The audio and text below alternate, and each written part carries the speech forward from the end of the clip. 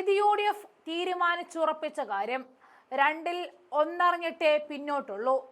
UDF സർക്കാർ എന്ന സത്യം അറിഞ്ഞിരിക്കും.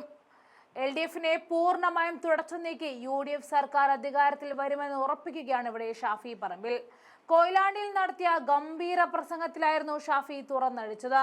മൂക്കിന്റെ പാലം പോയാലും കുഴപ്പമില്ല, ഞങ്ങൾ അധികാരം പിടിച്ചിരിക്കും, അത് നിങ്ങൾക്ക് കാണിച്ചു തരുമെന്നായിരുന്നു ഷാഫിയുടെ വാക്കുകൾ.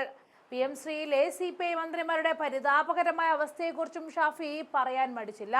16-ാം തീയതി ഒപ്പുവെച്ചിട്ട് 22-ാം തീയതി മന്ത്രിസഭാ യോഗത്തിൽ മുഖ്യമന്ത്രി ഉൾപ്പെടെയുള്ളവർ അവരെ പൊട്ടന്മാരാക്കുകയായിരുന്നു. കൂടാതെ മുമ്പ് മരുമകനായ മുഹമ്മദ് റിയാസ് ഫേസ്ബുക്കിൽ PM ശ്രീയെതിരെ പറഞ്ഞ കുറിപ്പിനെ പരാമർശിച്ചുകൊണ്ടും അദ്ദേഹം പരിഹസിച്ചു. കൂടാതെ MP ആക്രമിക്കപ്പെട്ട സംഭവത്തിൽ സംസ്ഥാന പോലീസ് മേധാവിക്ക് തന്നെ പരാതി നൽകിയിട്ടും നടപടിയില്ലാത്തതിൽ കോടതിയിൽ സമീപിക്കാൻ ഒരുങ്ങുകയാണ് ഷാഫി പറമ്പിൽ. വിഷയത്തിൽ ഷാഫി പറമ്പിൽ MP സ്വകാര്യ അന്യായം ഫയൽ ചെയ്യുമെന്നാണ് സൂചന. പേരാമ്പ്ര സംഘർഷത്തിൽ തന്നെ മർദ്ദിച്ചത് Vadakara control room CI Abhilash David ആണെന്ന് ഷാഫി പറമ്പിൽ ദൃശ്യങ്ങൾ പുറത്തുവിട്ടുവരെ വെളിപ്പെടുത്തിയതാണ്. സർവീസിൽ നിന്നും പുറത്താക്കിയ ശേഷം രഹസ്യമായി തിരിച്ചെടുത്ത ഉദ്യോഗസ്ഥനാണ് തന്നെ ആക്രമിച്ചത് എന്നായിരുന്നു ഷാഫി പറമ്പിലിന്റെ ആരോപണം. അദ്ദേഹത്തിന്റെ ആ തകർപ്പൻ പ്രസംഗങ്ങൾ കൂടി കാണാം.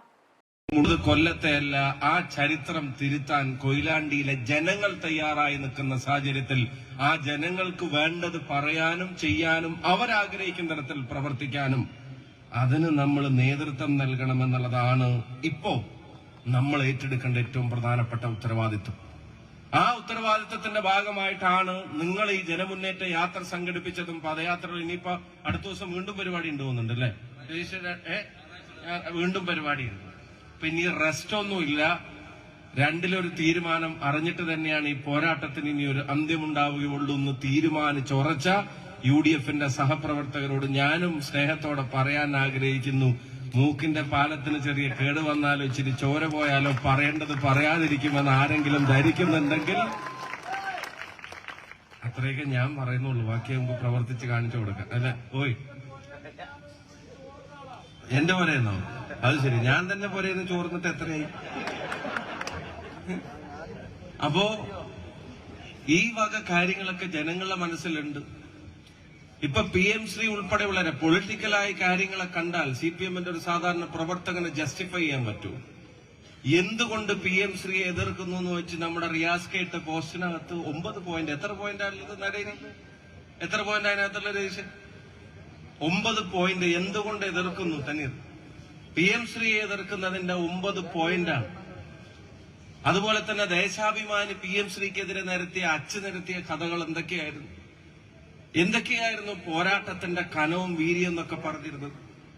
അതൊക്കെ പറഞ്ഞു വെച്ചിരുന്ന ആളുകൾ അവസാനം എനിക്ക് സങ്കടം തോന്നിയത് CPIയിലെ മന്ത്രിമാരെ സംബന്ധിച്ച് 22-ാം തീയതി ക്യാബിനറ്റ് കൂടുമ്പോഴും അവർ പറഞ്ഞു ഇതിനെ സംബന്ധിച്ച് മുന്നണി ചർച്ച ചെയ്യാതെ ഒരു തീരുമാനം ഉണ്ടാവാൻ പാടില്ല എന്ന് പറഞ്ഞപ്പോ KM ഉൾപ്പെടെ എന്ന് വെച്ചാൽ കേരള മുഖ്യമന്ത്രി, ഞാൻ ബഹുമാനത്തോടെ തന്നെ പറഞ്ഞ വേറെ ഒന്നുമല്ല, KM ഉൾപ്പെടെയുള്ള ആളുകൾ അവർ പറഞ്ഞു ശരി എന്നാ പിന്നെ അത് ചർച്ചയാവട്ടെ എന്ന് പറയുമ്പോ അണ്ണന്മാര് 16-ാം തീയതി തന്നെ ഇത് ഒപ്പിട്ട് കൊടുത്തു എന്നുള്ളതിന്റെ വിവരം പാവം CPIക്കാര് പിന്നെയാണ് അറിയുന്നത്.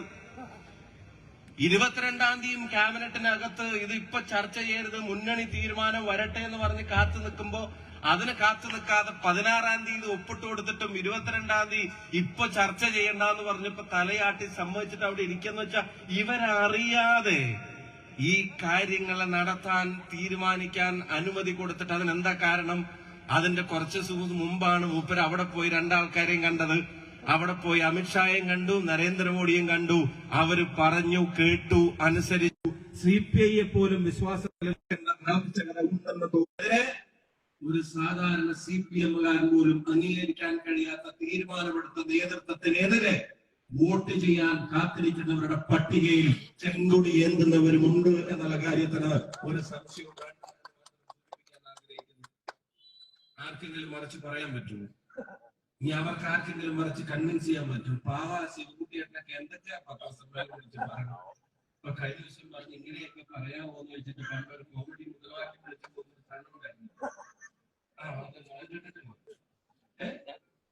അതുപോലെ പറയാം, 4 ആ മന്ത്രി അടിയിൽ പറഞ്ഞിച്ചിരി കടുപ്പമായി, 4 ആ ASF മറ്റന്മാർ എല്ലാവരും കൂടി ഇതിന്റെ കോലം കത്തിച്ചത് ശരിയായിട്ട് കേസുകാർ കത്തിക്കുമ്പോൾ അങ്ങനെ, അല്ലെങ്കിൽ MSFകാർ കത്തിക്കുമ്പോൾ അത് എതിരായിട്ടാണെന്ന് വിചാരിക്കാം. അവരുടെ കൂടെയുള്ള ആൾക്കാരൊക്കെ ഇങ്ങനെ ഇറങ്ങി ഇന്ന് കോലം കത്തിച്ചപ്പോ ഇപ്പൊ പറയാം അത് ശരിയായില്ല, ഇപ്പൊ ഒപ്പിട്ടു, പിന്നെ കത്ത് കൊടുത്തു, ഇട്ടാ പിന്നെ പിൻവാങ്ങാൻ പറ്റുമോ, കൊടുത്താൽ പിന്നെ പിന്തിരിയാൻ പറ്റുമോ എന്നൊക്കെ അവരെന്നെ പരസ്പരം ചർച്ച ചെയ്തുകൊണ്ടിരിക്കുക. മൂപ്പരുടെ പോളിറ്റ് ബ്യൂറോ എന്താണ്? മൂപ്പരുടെ പോളിറ്റ് ബ്യൂറോ ഈ പറയുന്ന MA ബേബി ഒന്നുമല്ല. ആ പാവം എത്തിക്കറിയിട്ട് പറയുന്ന പോലെ കണ്ടറിഞ്ഞൂടെ ഇതിന്റെ കൊണ്ടൊന്നും വലിയ കാര്യമില്ല. അവസാനം മലയാളം ബഹ്റൈനോ മസ്കറ്റിൽ എവിടുന്നോ വന്നപ്പോഴാണ് പിന്നെ അതിനകത്തൊരു തീരുമാനം ഉണ്ടാവണമെന്ന് പറഞ്ഞിട്ടുള്ള ചർച്ചയിൽ പങ്കെടുക്കാനൊക്കെ തീരുമാനിച്ചത്. പക്ഷെ അവിടുന്ന് പറഞ്ഞാൽ പിന്നെ ഒരു മാറ്റമില്ല.